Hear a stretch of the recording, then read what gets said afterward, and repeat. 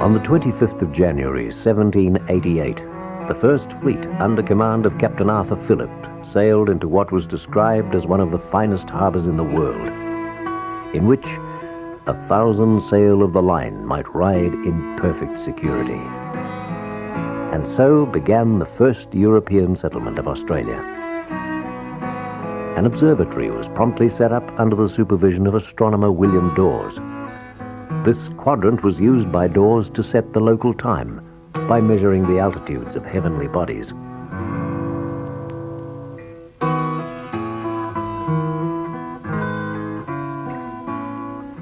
Almost 200 years later, old Sydney town has been transformed into a maze of skyscrapers and other feats of engineering.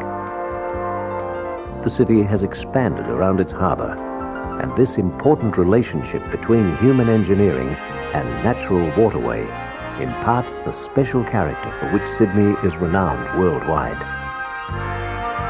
In fact, the harbour is a form of recreational lung for a thriving, bustling city. There are beaches for swimming, and beaches for those who wish to be unencumbered by even the slightest amount of clothing. The ice cream boat is a welcome sight on a hot day.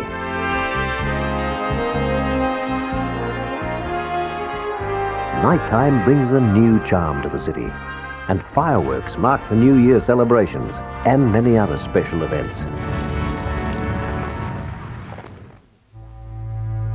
The colours in the sky are also the colours of reflections on the harbour.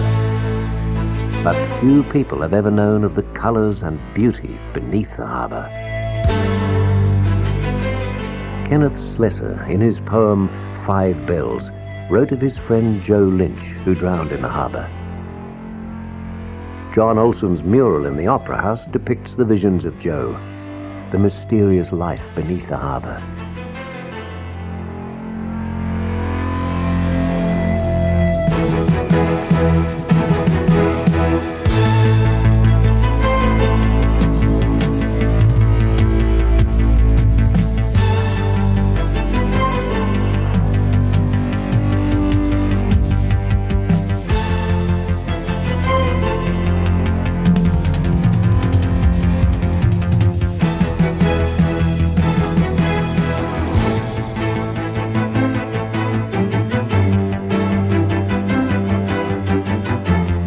The moray eel's appearance belies his shy character. Not a plant. The compound ascidians represent a colony of highly organized animals, each with a heart, digestive system, and even a primitive brain. The common land slug can't compare in color and beauty to these sea slugs, or nudibranchs.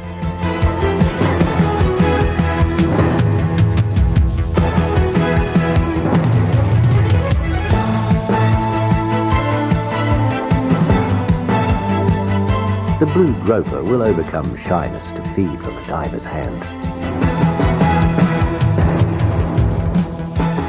The lionfish, or butterfly cod, normally inhabits tropical waters, but can occasionally be seen in the harbour.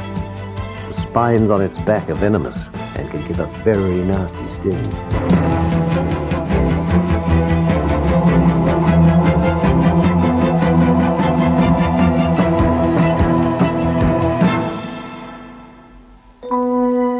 The quarantine station on the northern headland of Sydney Harbour was established in 1832, following the 1830 European cholera epidemic.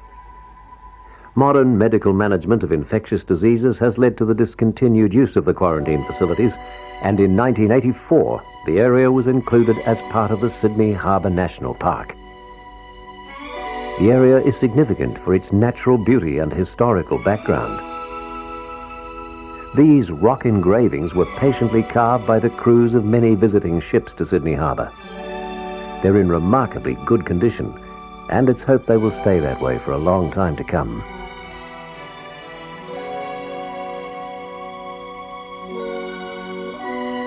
Some ships never made it through the heads.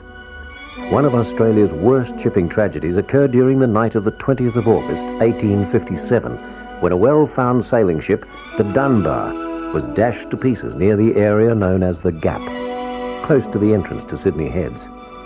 She was the pride of the fleet, owned by Duncan Dunbar, and declared by many shipping authorities to be the finest merchant ship afloat.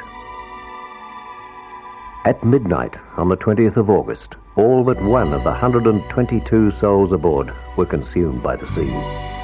All had left Plymouth nearly 3 months earlier, men, women and children, many hoping to make a new home in the land of promise and plenty. In recent times, many items have been recovered from the Dunbar site. This crockery has remained miraculously intact and still retains its glazing.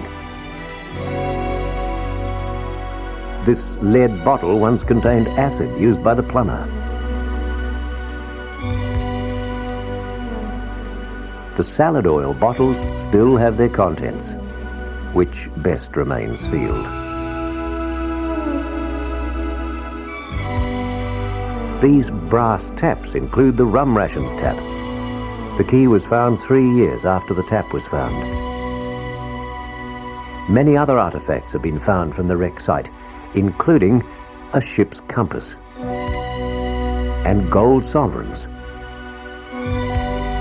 This one has the date 1774.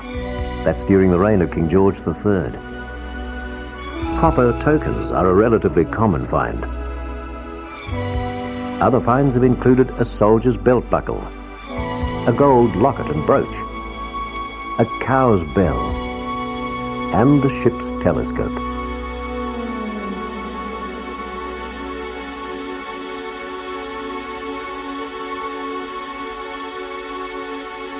Perhaps the tragic scene resembled this one.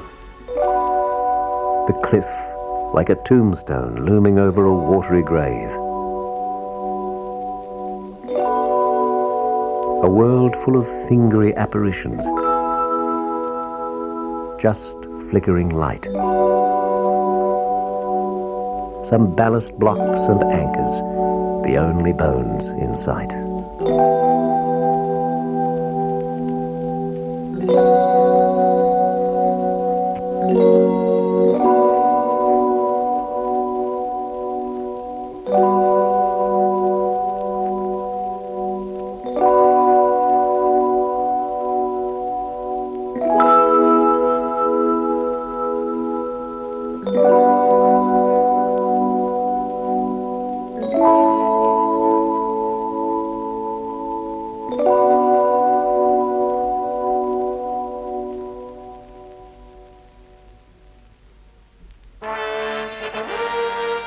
In 1976, the DY ferry was scuttled off Long Reef in 48 metres of water, only a short distance north of the harbour.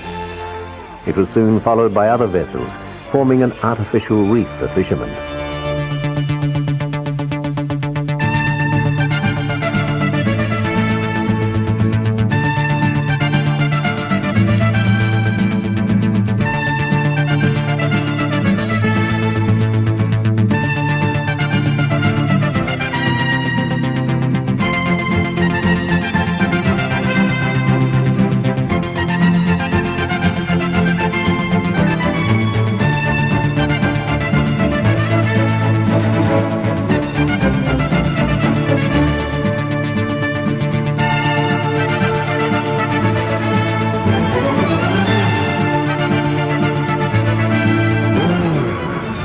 I think I have the raptures of the deep.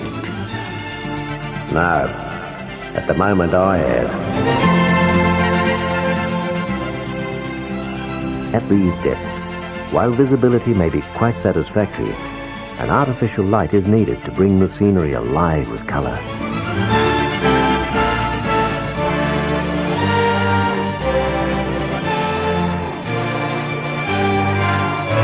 Vessels now support a new type of passenger, jewel or Waratah anemones, a glorious decoration for craft once busy at work on Sydney Harbour.